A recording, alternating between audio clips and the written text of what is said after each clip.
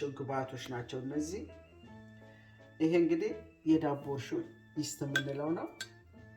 ይሄኛው ደግሞ የድንብላል የአብሽና የኮረሪማ እንትን ነው ዱቄት ነው።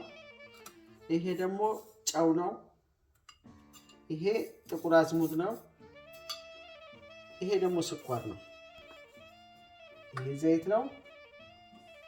ይሄ ደግሞ ዋናው ዱቄቱ ነው። አሁን እንግዲህ እንደምታዩት እነዚህን አዋህደን ምን አይነት ዳቦ እንደሚወጣው እናሳያቸዋለን ማለት ነው።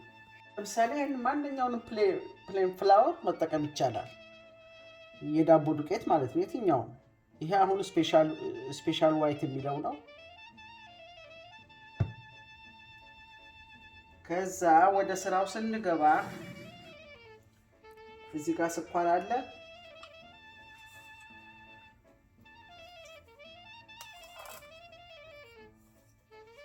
ሁለት እዚህ ጋር ጥቁር አዝሙድ አለ። አንድ የሻይ ማንኪያ ማለት ነው። እዚህ ጋር ጨው አለ። ግማሽ የሻይ ማንኪያ። እዚህ ጋር ይኸው የተዘጋጀው ቅመም አለ። አንድ የሻይ ማንኪያ።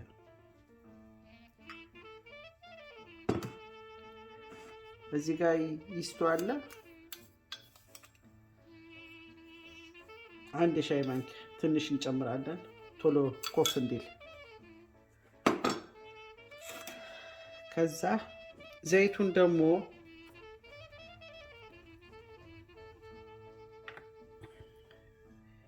ሁለት የሻይ ማንኪያ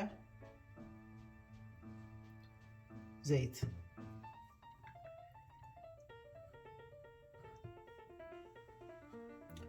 አሁን ውሃችንን እንጨምራለን ግማሽ ካፕ።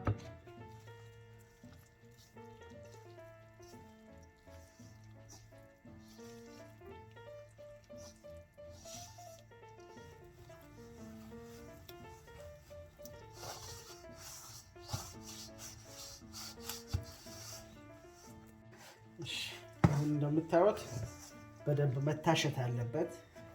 በሚታሽበት ሰዓት የመከፋፈት እንትን አለው ኃይል አለው ኩፍ ስለ ያው እንግዲህ አሁን እንደምታዩት ይኸው ተዋህዷል። ሁሉም ነገር ተስተካክሏል። ይኸው ራሱ ኮፍ እያለ ነው።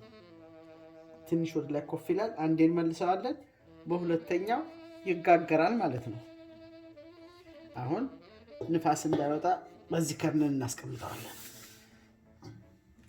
ይኸውላችሁ እንደምታዩት ኮፍ ብሏል።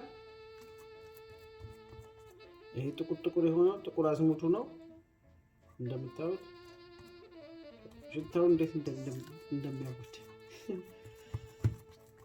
ይኸው አያችሁ፣ ከበሮ ሆኗል። እንግዲህ እንደምታዩት ሊጣችን ኮፍ ብሏል። አሁን እንግዲህ ሙልሙል የቡሄ ሙልሙል ልንሰራ ነው። ይኸው እንዴት ደስ እንደሚል። ኦኬ አሁን ከዚህ እንቆነጠላለን ማለት ነው። እጄን ታጥቤያለሁ።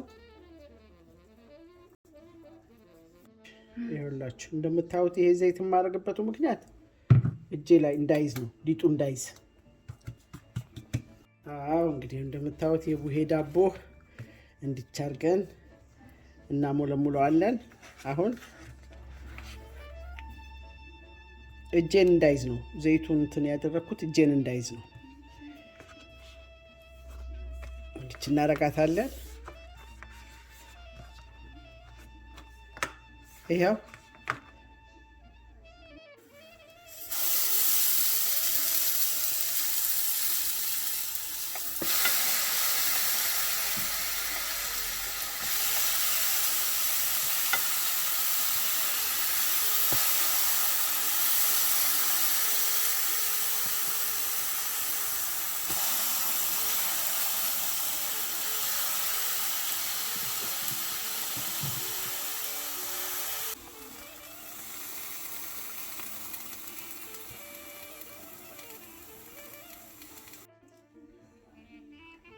ይሄውላችሁ አሁን ደግሞ የበለጠ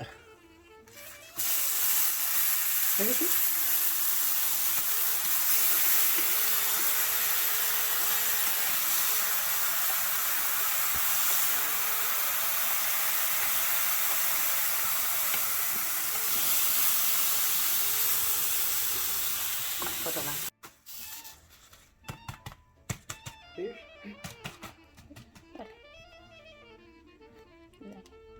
ይሄው እንግዲህ እንደምታዩት አበባ መስሎ ወጥቷል።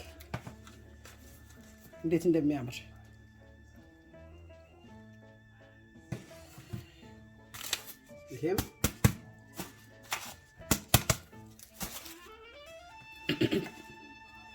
ይሄን ይመስላል እንግዲህ ሙልሙላችን።